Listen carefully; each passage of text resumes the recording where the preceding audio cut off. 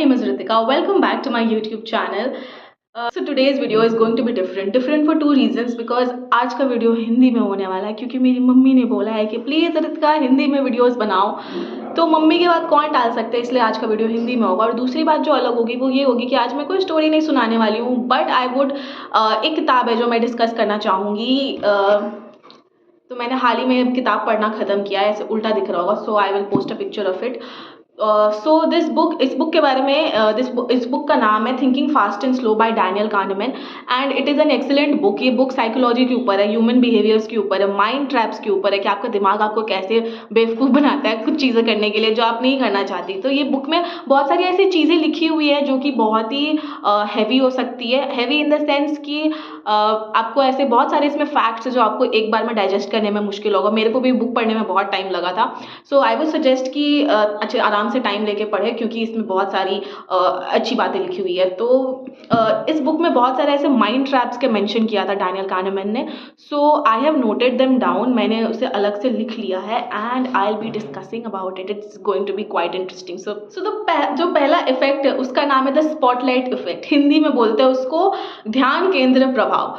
ये बहुत ही कॉमन चीज़ होती है कि अगर आपको भीड़ से उठ के कहीं जाना होता है या फिर आपको भीड़ में उठ के कुछ बोलना होता है तो आपको ऐसा लगता है कि सारी नज़रें आपके ऊपर है, लोग क्या सोचेंगे, लोग क्या बोलेंगे। बट जनरली लोगों को कुछ फर्क नहीं पड़ रहा था। अगर वो ध्यान दिए भी ना तो वो भूल जाएंगे, उतना किसी के पास टाइम नहीं रहता कि वो आपकी बातों पर ध्यान दे। तो डैनियल kahneman ने ये बोला है, people are seldom interested in what you are doing, so do yourself a favour and stop the spotlight effect. इसका मतलब ये है कि आप थोड़ा रहम करिए अपने ऊपर और अपने आप को इस चीज़ से मुक्त करें कि लोग आपको देख रहे हैं। अगर देख भी रहे तो लोगों को बिल्कुल फर्क नहीं पड़ता। तो आपका जो इच्छा है आप वो करिए और इस इफेक्ट से बचिए। जो दूसरा इफेक्ट है उसको बोलते हैं द हेलो इफेक्ट। हिंदी में बोलते हैं इसको प्रभा मंडल का प्रभाव। इसमें क्या होता है कि आप इसका ये हम बहुत कॉमनली सुने होंगे कि first impression is the last impression. It is actually true. आप जो पहले इंसान को अपना इंप्रेशन देते हैं ना वो इंसान के दिमाग में कहीं ना कहीं छप जाती है। First impression is very important, but it also talks about कि कैसे आपको जो शुरू में जितनी जानकारी रहती है कोई चीज़ के बारे में वो जानकारी सच्चाई नहीं होती है, उसके पीछे भी एक सच्चाई होती है जो कि वो हो सकता है कि वो जो शुरुआत में आपको लगा जो सच है वो रियलिटी में वो सच ना हो, ऐसा भी हो सकता है। The initial knowledge and sequence of words and events that make it deceptive and produce a perception of things being good when in reality they may or may not be that good. Also बहुत बार ऐसा होता है कि आप अगर किसी से मिले हो पहली बार तो आपको लगेगा वाओ सब कुछ बहुत अच्छा हो रहा है, बट इन रियलिटी मे भी ऐसा हो कि वो इंसान इन रियल वैसा ना हो जैसे वो आपको शुरू में दिखा रहा है। तो हेलो समझ आता है ना, हेलो वो क्या जैसे अगर कोई एंजल की पिक्चर रहती है तो उसके पीछे में एक ऐसे लाइट जल रही होती है, उसको बोलते हैं हेलो। वो ऐसा ये होता है कि उसका मतलब ये होता है कि आपको ऐसा लगता है कि वो इंसान ही सबसे बेस्ट है, वो चीज़ जो आपको पहली नज़र में मिली वो बेस्ट है, बट हो सकता है कि इन रियलिटी वो बिल्कुल वैसा ना हो जैसा आपको पहले इंप्रेशन में दिखाओ। तो डैनियल kahneman ने ये बोला है अगर आपको इससे बचना है तो आपको रियलिटी में जीना होगा, आपको अपना बबल फोड़ना होगा। तो इससे बचने का एक ही तरीका है कि फर्स्ट इंप्रेशन कितना ही दिन तक टिकेगा। तो आप चीज़ों को समय दीजिए, लोगों को समय दीजिए ताकि जो उनकी असलियत है वो टाइम के साथ बाहर आए। चाहे वो अगर अच्छे ही क्यों ना हो तो वो अच्छे तो रहेंगे, बट अगर वो सिर्फ दिखावटी अच्छे बन रहे तो कभी ना कभी तो वो मुखौटा उतरेगा और आपको उनका असली चेहरा दिख जाएगा। तो हेलो इफेक्ट उसी के बारे में बात करता है। Okay, so the third effect ये मेरा सबसे फेवरेट है। इट्स कॉल्ड द गैम्बलर्स फॉलेसी या जुआरी का भ्रम। तो बहुत बार ऐसी चीज़ें होती है हमारे साथ जिसका आउटकम जो होता है, रिजल्ट जो होता है वो दो रास्तों में अलग अलग बढ़ता है। तो आपको लगता है कि आप बहुत आसानी से प्रिडिक्ट कर पाएंगे कि या तो ये रिजल्ट होगा या तो वो रिजल्ट होगा, बट बहुत बार ऐसा होता है कि रिजल्ट 50-50 होने की चांसेस होती है, बट हमारा दिमाग हमें बोलता है कि आप आराम से इसे प्रिडिक्ट कर सकते हो। जैसे कि फ्लिपिंग अ कॉइन, कोई कभी भी नहीं बता सकता है कि कॉइन में हेड्स आएगा या टेल्स आएगा, बिकॉज दोनों का प्रोबेबिलिटी 50-50% होता है। तो आप कभी इसमें बोल ही नहीं सकते कि हेड्स आना है तो हेड्स आएगा, सब दोनों चीज़ों का 50-50 पॉसिबिलिटी होता है।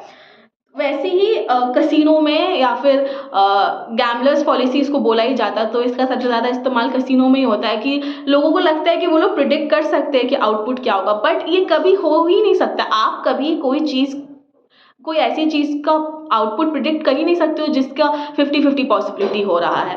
तो ये पॉलिसी से बचने का यही एक तरीका है कि आप सिचुएशन को जैसा है वैसे ही ले और ओवर कॉन्फिडेंट ना हो सिचुएशन को लेके कि मैंने ऐसा सोचा तो ऐसा ही होगा। ऐसा नहीं हो सकता, आप प्रिडिक्ट नहीं कर सकते। बहुत सारी चीज़ों में लक का इस्तेमाल होता है, बहुत सारी चीज़ों में स्किल्स का इस्तेमाल होता है, बट स्किल के हिसाब से आप प्रिडिक्ट कर सकते हो आउटपुट क्या होगा। लेकिन अगर आपको भरोसा है आपकी स्किल्स पे कि हाँ मैंने अच्छा किया है, तो उसके बाद भी लक के चांसेस होते हैं। बट बहुत बार ऐसा होता है कि आपको लगेगा कि आप प्रिडिक्ट कर सकते हो, लेकिन अपने आप को बचाए इस चीज़ से और प्रिडिक्शन करने से दूर रहे जहाँ आपको लगता है कि हाँ भी हो सकता है ना भी हो सकता है। 50-50 पॉसिबिलिटी जहाँ है वहाँ पर प्रिडिक्ट करने से आप next mind trap is called border mind of phenomena और फ्रीक्वेंसी इल्यूजन, हिंदी में से बोलते हैं आवृत्ति भ्रम। इसमें क्या होता है, मान लीजिए अगर आपने कभी पहली बार कोई चीज़ को नोटिस किया तो आपके साथ ऐसा हुआ होगा बहुत बार कि आपने एक बार नोटिस करने के बाद उसे बार बार हर जगह नोटिस किया हो। या फॉर एग्जांपल आप मान लीजिए कि आपको रोड में जितने भी रेड बसेज हो उसको नोटिस करना है। तो जब आपने अपना मन बना लिया कि अब से मुझे रेड बस को नोटिस करना है, उसके बाद आप देखेंगे आपको बहुत सारे रेड बस दिखेंगे। तो ऐसा तो नहीं है कि यूनिवर्स आपके लिए एक गेम खेल रहा है कि अब इसने सोचा है तो इसको सारे रेड बसेस दिखाएंगे, ऐसा नहीं है। हमेशा से रोड में बहुत सारे रेड बसेज रहे होंगे बट आपने उसे नोटिस नहीं किया। जब आपने अपना दिमाग बना लिया कि आप रेड बस को नोटिस करेंगे तब उसके बाद से आपको बहुत सारे रेड बस नोटिस होने लगे। हमारा दिमाग बहुत इंटेलिजेंट है और उसका फंक्शन करने का तरीका ऐसा होता है ना कि वो डेटा कलेक्ट करता है और एक पैटर्न ढूंढने की कोशिश करता है। वो हमेशा पास डेटा पे जाता है और देखता है कि क्या ये हमारे साथ पहले हो चुका है, क्या हमारे सिस्टम में ये डेटा ऑलरेडी पहले से स्टोर्ड है कि नहीं, ऐसा पहले हो चुका है कि नहीं। तो अगर आपको कोई चीज़ पहले, अगर आप हो सकता है आपने रेड बस पहले भी देखा होगा लेकिन आपने नोटिस नहीं किया। तो जो दूसरा माइंड ट्रैप है उसको बोलते हैं पैराडॉक्स ऑफ चॉइस, विकल्प का विरोधाभास, I think it's called that. So इसमें क्या डैनियल kahneman ने बोला है कि हमारे पास जितनी ज़्यादा चॉइसेस होती है हमारे लिए उतना मुश्किल होता है एक चॉइस पे टिकना। अगर आपके पास एक चॉइस रहा तो आप उसी चूज़ करेंगे, अगर आपके पास दो चॉइस हुआ तो आप दोनों में से बेस्ट चूज़ करेंगे। लेकिन अगर आपके पास बहुत सारे ऑप्शंस हुए आपको लगेगा कि इनमें से कोई भी अच्छा नहीं है और फिर आप फ्लिप करना चाहेंगे, ये ट्राई करते हैं, वो ट्राई करते हैं, ये ट्राई करके देख लेते हैं। Very common example is dating. आज पहले क्या होता था कि ओल्ड स्कूल लव, कि आपको स्कूल में कोई मिल गया फिर आप पूरा ज़िंदगी उसके साथ बिता लिए। अब जाके क्या होता है कि हमारे पास बहुत सारे ऑप्शन है, there is Facebook, Instagram and you meet a lot of people and you feel like, आपको ऐसा लगता है कि आपके पास बहुत सारे ऑप्शन हैं and so you go around, आप एक एक ऑप्शन टेस्ट करने जाते हैं। बट ऐसा नहीं होता है, ऐसा नहीं होना चाहिए।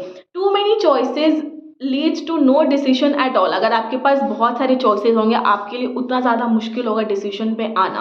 तो it is not a personality trait, it is a mind trap. ये आपका दिमाग आपको ट्रैप करने की कोशिश करता है। जब आपके पास बहुत सारी चॉइसेस होती है आप कंफ्यूज हो जाते हो और फिर आपको लगता है कि एक चूज़ करने का से अच्छा मैं चूज़ ना ही करूँ। It's very similar to the kind of dating scenes that we have today कि आपके पास इतने सारे options but you still find it difficult to find that one good person for you. Our feelings are very common here guys. Okay, जो दूसरा mind trap है उसको बोलते हैं सर्वाइवरशिप बायस या उत्तरजीविता पूर्वाग्रह। तो ये बायस के अंदर क्या होता है कि अगर आप बहुत सारे सक्सेसफुल लोगों के बारे में जानते होंगे तो आपको लगता है कि सक्सेसफुल बनना बहुत आसान है, बिकॉज जो लोग जीत जाते हैं उनका जो पर्सपेक्टिव है वो बहुत आसान लगने लगता है। But no one talks about the people who couldn't make it in life. More focus is on the winner. The bias forces you to underestimate the challenge and overestimate your chances of winning. जब भी हम कोई successful इंसान के बारे में जानते हैं या फिर टॉपर्स के बारे में जानते हैं, हमें लगता है कि इनने कर लिया तो हम, इन लोगों ने कर लिया तो हम लोग भी कर लेंगे। ये अच्छी बात है, ये सोचना अच्छी बात है। बट बहुत बार ऐसा होता है कि हम लोग ओवर एस्टिमेट कर लेते हैं चांसेस को कि हाँ हो सकता है कि आसान रहा होगा उनके लिए, या हम लोग ये बोलने लग जाते हैं कि हाँ उनके लिए आसान रहा होगा रास्ता। बट आप नहीं जानते उनके लिए हो सकता है कि वो बहुत मुश्किल रहा हो, वो एग्जाम क्रैक करना, वो बिजनेस क्रैक करना, इतना सक्सेसफुल बनना हो सकता है कि वो टफ हो।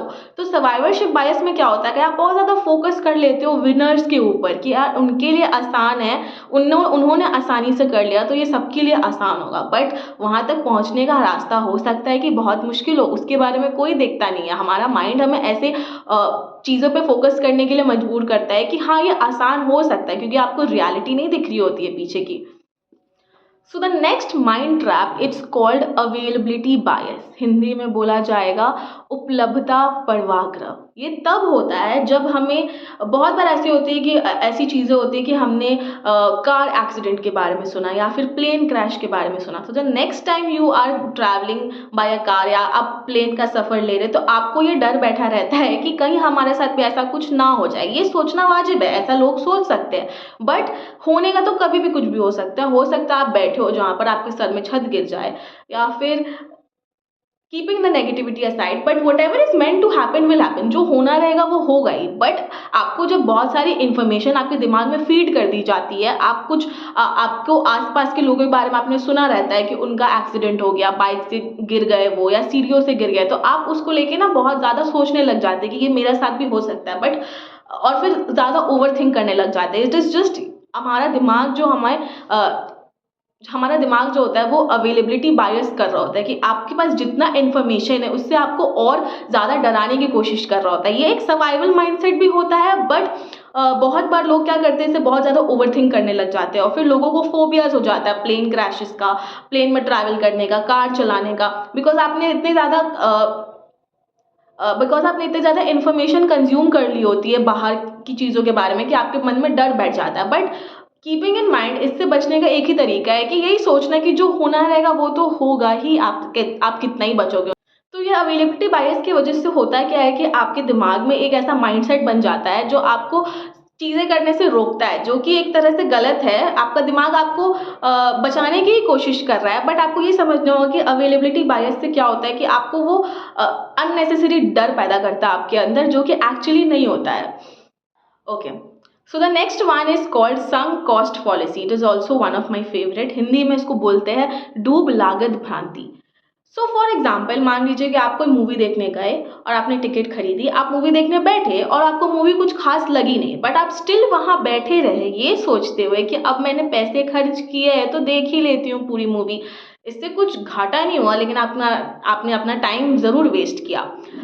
ऑल्सो एक और एग्जाम्पल लेते हैं। मान लीजिए आप एक रिलेशनशिप में हैं और आपके पार्टनर ने आप पे चीट कर दिया, लेकिन आप फिर भी वो रिलेशनशिप में टिके हुए ये सोच के कि अरे मैंने इतना साल जब टिका लिया अपने रिलेशनशिप को, तो थोड़ा और एडजस्ट करके रह लेते। या फॉर एग्जाम्पल, मान लीजिए आप कोई बिजनेस किए, आपने कुछ सामान खरीदा और फिर सामान का दाम धीरे धीरे गिरता जा रहा है, बट आप तब भी सामान को सस्ता दाम में नहीं बेचना चाह रहे, ये सोचते हुए कि मान लो हो सकता है कि दाम बढ़े, हो सकता है कि इसका प्राइस बढ़े और मैं प्रॉफिट कमा पाऊँ इसको लेके। बट बहुत इसमें भी 50-50 चांसेस होता है, आपको नहीं पता कि वो सही रहेगा कि नहीं रहेगा। तो इससे बचने का एक ही तरीका है कि आप करंट स्टेटस देखिए कि अभी आपको कैसा लग रहा है, अभी उसका प्राइस रेट क्या है, अभी आपके पार्टनर का बिहेवियर क्या है। और अभी के बारे और फ्यूचर के बारे में सोचिए, पास्ट के बारे में मत सोचिए कि आपने इतना पैसा लगा दिया है, इतना टाइम ऑलरेडी इन्वेस्ट कर दिया है, तो आपको अभी भी और लगाने की ज़रूरत है। डैनियल kahneman ने यही बोला है कि जितनी जल्दी हो सके, उन्होंने ये बोला नहीं है, बट मतलब यही निकलता है कि जितनी जल्दी हो सके अपने आप को वहाँ से बचाए और निकल ले, जितनी जल्दी हो सके। हो सकता है अगर आप वहाँ और टिके तो आपका और ज़्यादा घाटा हो सकता है, समय बर्बाद हो सकता है, मेंटल हेल्थ की 12 बज सकते हैं। तो आप जितना जल्दी हो सके वहाँ से निकल ले। सो जो दूसरा माइंड ट्रैप है उसको बोलते हैं बार्नम इफेक्ट। इसमें क्या होता है कि बहुत बार हम बहुत सारे राशिफल पढ़ते हैं या फिर टैरो रीडिंग पढ़ते हैं, और उसमें हमें लगता है सुन के कि अरे ये तो बिल्कुल मेरी तरह साउंड करता है, ये तो बिल्कुल मेरी लाइफ की तरह साउंड करता है, तो एग्जैक्टली मुझे वही बता रहा है जो मुझे सुनना है। बट बहुत बार क्या होता है कि ये सारी चीज़ें उन बातों पर आधारित रहती है जो कि बहुत ज़्यादा कॉमन होती है, जो सबके लिए कॉमन जनरल व्यू होगा सबके लिए। जैसे मान लीजिए अगर आपको बोला जाएगा कि आपका जो अभी पार्टनर है वो बहुत ज़्यादा हार्ड वर्किंग है, माँ बाप की इज्जत करता है, सुबह जल्दी उठता है, रात को जल्दी सोता है, और समथिंग लाइक दैट, ऐसे बहुत जनरल स्टेटमेंट्स बताएगा जो कि जनरली लोग करते हैं। इससे आपके लिए कुछ यूनिक इन्फॉर्मेशन नहीं बाहर आ रहा है। तो बहुत बार ऐसा होता है कि बार्नम इफेक्ट सबसे ज़्यादा इस्तेमाल राशिफल लिखने में और पाम रीडिंग में, टैरो कार्ड रीडिंग में इस्तेमाल किया जाता है, जहां आपको बहुत जनरल स्टेटमेंट्स बोला जाता है कि आपके साथ ऐसा ऐसा होगा जो कि आमतौर पर लोगों के साथ हो रहा होता है, कुछ ऐसा नया नहीं बोला हुआ रहता, इसलिए आप बहुत ज़्यादा रिलेट करने लगते हैं उस पर, लेकिन उसमें कुछ यूनिक नहीं बोला रहता आपके बारे में स्पेसिफिकली कि आप उसको माने। बट ये बार्नम इफेक्ट ऐसे ही काम करता है। तो अगर आपको इस इफेक्ट के बारे में पता है और अगर आप अपने आप को देख रहे हो कि आप राशिफल पढ़ के मानने की कोशिश कर रहे हो, आपको लगा कि वाह ये तो बिल्कुल मेरी तरह साउंड कर रहा है, तो save yourself from this and try to remember this Barnum effect that it happens, it is not you, ये आपके लिए नहीं है, ये एक जनरल स्टेटमेंट जो कि सबके लिए सेम ही साउंड करेगा। So the last effect that I am going to discuss now, it's called the Pygmalion effect. मैं एक कोट पढ़ना चाहूंगी दैट सेज, अगर आप एक इंसान को बोलोगे कि वो एक राक्षस है, हर दिन बोलोगे कि वो एक राक्षस है, तो वो एक दिन राक्षस बन ही जाएगा।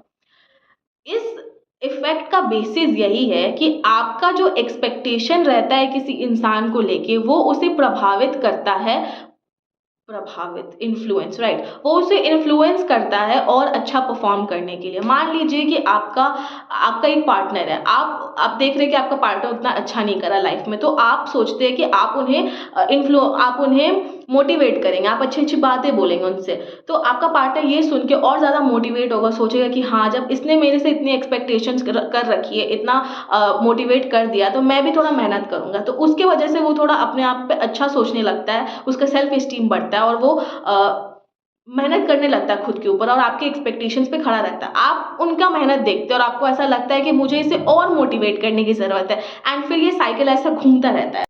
अगर आप किसी से हायर एक्सपेक्टेशंस रखते हैं तो बहुत ज़्यादा चांसेस है कि वो इंसान का परफॉर्मेंस भी उसी लेवल का होगा। So it's just about good words. Confidence has a huge effect on performance, and your confidence is heavily influenced by the people whose opinion you respect. I love this line. This quote has my heart. Confidence has a huge effect on performance, and your confidence is heavily influenced by the people whose opinions you respect. I love this. आशा करती हूँ कि आपको भी ये video देख के उतना ही आनंद प्राप्त हुआ होगा जितना मुझे ये वीडियो बनाने में प्राप्त हुआ होगा। मेरी मम्मी बहुत खुश होगी इतनी हिंदी सुन के। अगर आपको ये वीडियो पसंद आया तो प्लीज़ कंसिडर करिए लाइक करना, और I will be back soon guys, till then bye bye, take care.